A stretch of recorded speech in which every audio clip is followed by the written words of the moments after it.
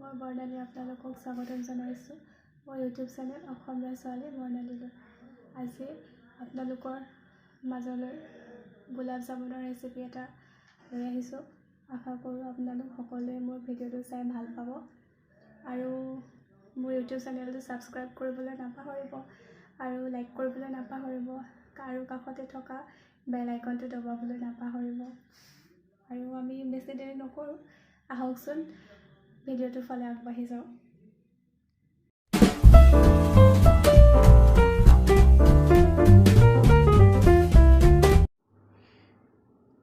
Sugar চিৰামৰ কাৰণে আমি লৈছোঁ 2 কাপ চেনি, 1 কাপ পানী আৰু এয়া ইলাচি গুড়ি কৰি লৈছোঁ, খুন্দি লৈছোঁ।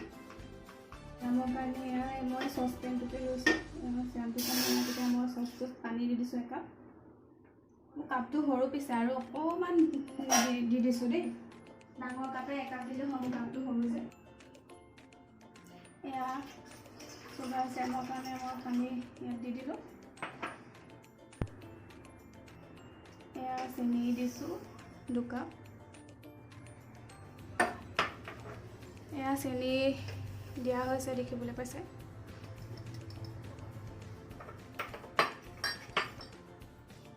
এতিয়া মই ল' টু মিডিয়াম ফ্লেমত এইদৰে চুগাৰ চিৰামখিনি বনাই ল'ম।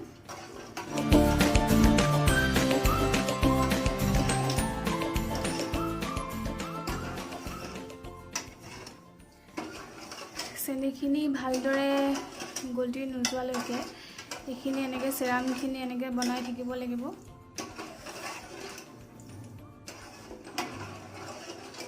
ভালদৰে উতলি আহিবলৈ দিব।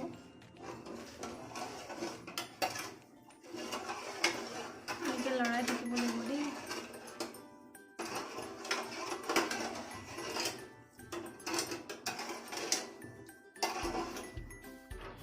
এয়া দেখিবলৈ পাইছে চেনিখিনি ভালদৰে গলাৰ পিছত মোৰ চিৰামখিনি তৈয়াৰ হৈ গৈছে। ইয়াত মই আৰু এতিয়া বেছি হেৰি নকৰোঁ। এয়া ইলাচি পাউডাৰ, ইলাচি গুড়ি দি দিছোঁ।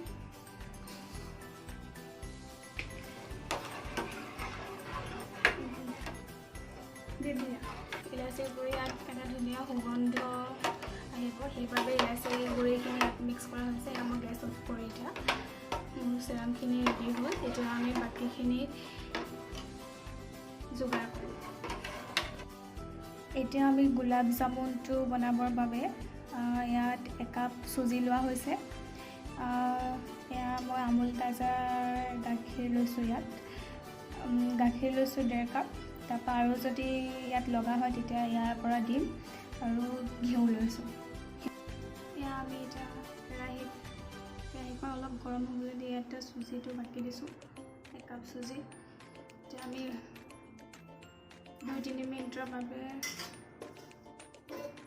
চুজিটো অকণমান ভাজি লৈছোঁ। কালাৰটো ইয়াত চেঞ্জ হ'বলৈ নিদিওঁ, কালাৰটো বগাই হৈ থাকিব লাগিব।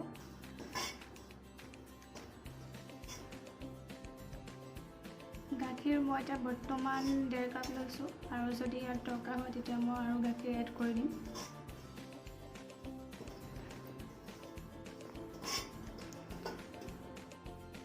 চুজিটো হোৱা নাই, 2-3 মিনিটৰ বাবে লৰাই দিলে হ'ল অলপ।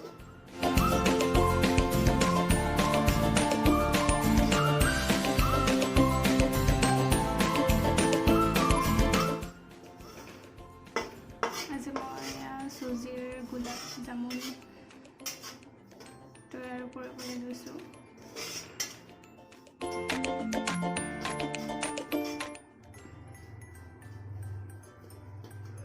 এয়া আপোনালোকে দেখা পাইছে যে চুজিটো কালাৰটো চেঞ্জ হ'বলৈ দিয়া নাই আৰু আমি ইয়াত এতিয়া লগে লগে গাখীৰটো এড কৰি দিম। এইখিনি গোটা গোটা হৈ থাকিবলৈ নিদিব একেবাৰে।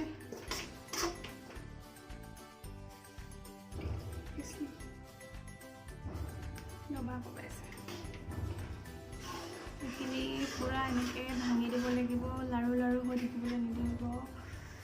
ইয়াত যাতে গোটা হৈ নাযায়।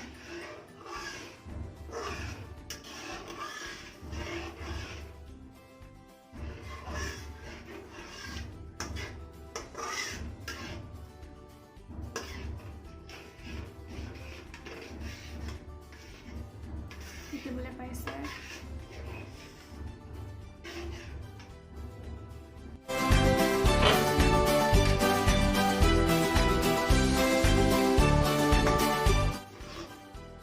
এয়া দেখিছে একেবাৰে ল' ফ্লেমতে মই এইখিনি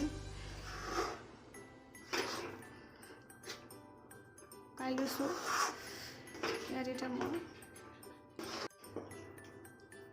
এয়া দেখিছে নহয়, মোৰ বেটাৰখিনি একদম ধুনীয়াকৈ বনি গৈছে।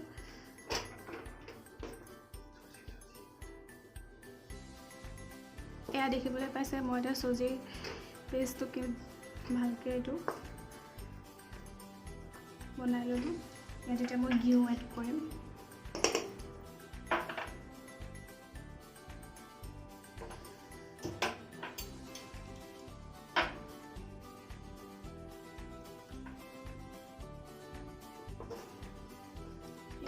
ঘিউ এড কৰি দিছোঁ। এতিয়া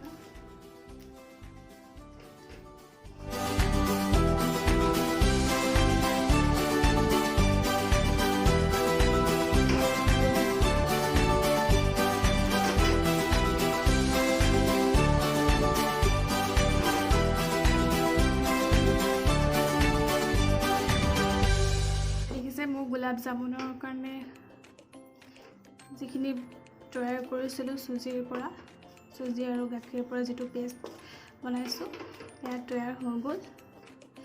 ঘিউখিনি দি দিলে সেইটো লাগি ধৰাটো কমি যায়। দেখিছে নহয়, লাগি নধৰে পেষ্টটো দেখিছে নহয়, আপোনালোকে দেখিবলৈ পাইছে। এতিয়া মই গেছটো অফ কৰি দিয়া হৈছে আৰু এতিয়া মই এইটো বেছি ঠাণ্ডা হ'বলৈও নিদিওঁ, বেছি গৰমো এইটো লাডুটো বনাব নোৱাৰোঁ। মিডিয়ামতে লাডুটো মই বনাই ল'ব লাগিব।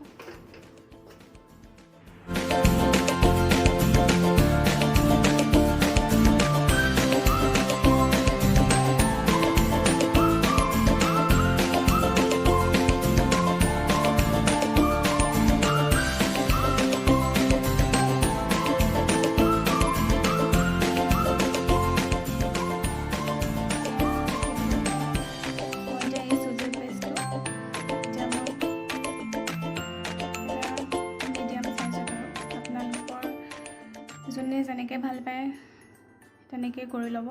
মই বেছি ডাঙৰ চাইজ কৰা নাই, মই মিডিয়াম আকাৰতে মই এনেকৈ গোল কৰি লৈছোঁ।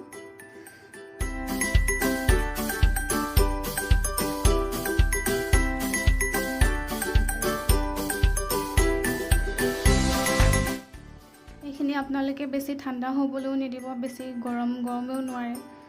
মিডিয়ামতে আপোনালোকে লাডুটো আকাৰত বনাই ল'ব লাগিব।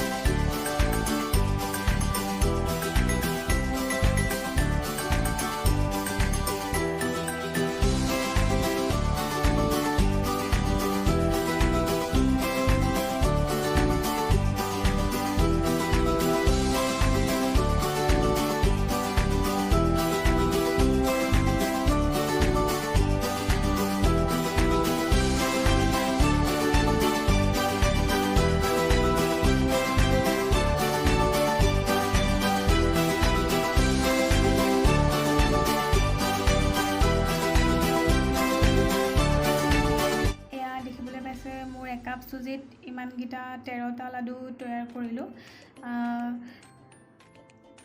লাডু প্ৰস্তুত কৰি হৈ গ'ল আৰু এতিয়া এইফালে মই কেৰাহীত তেল দিছোঁ।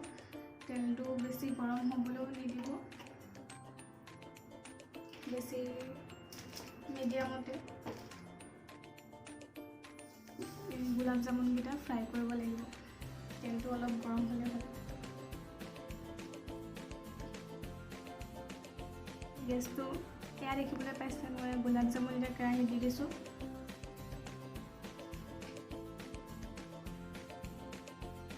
মই মিডিয়াম ফ্লেমতে গোলাপ জামুনটো ফ্ৰাই কৰি ল'ব লাগিব।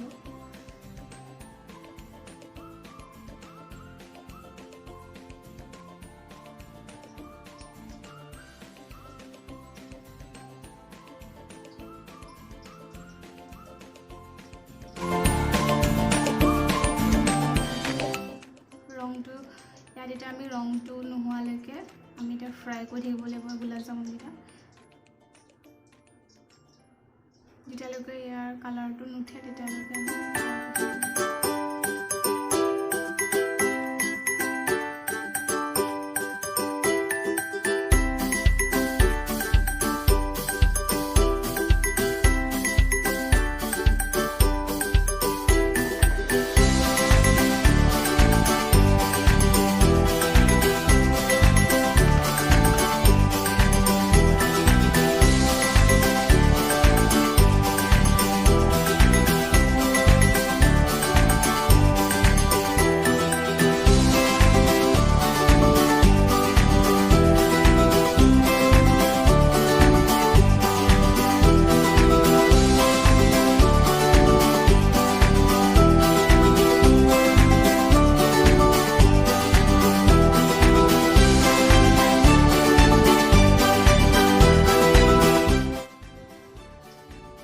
এনেকৈ 15-20 মিনিটমানৰ কাৰণে ল' ফ্লেমতে ফ্ৰাই কৰিব লাগিব গোলাপ জামুনৰ কালাৰটো নুঠালৈকে ৰংটো অলপ কাঢ়া নোহোৱালৈকে 15-20 মিনিট সময় এনেকৈ ল' ফ্লেমতে আপোনালোকে ফ্ৰাই কৰিব লাগিব মই ইয়াত দেখুৱাৰ দৰে দেখিছে নহয় এনেকৈ লৰাই থাকিব লাগিব ইলুটি সিলুটি কৰি থাকিব লাগিব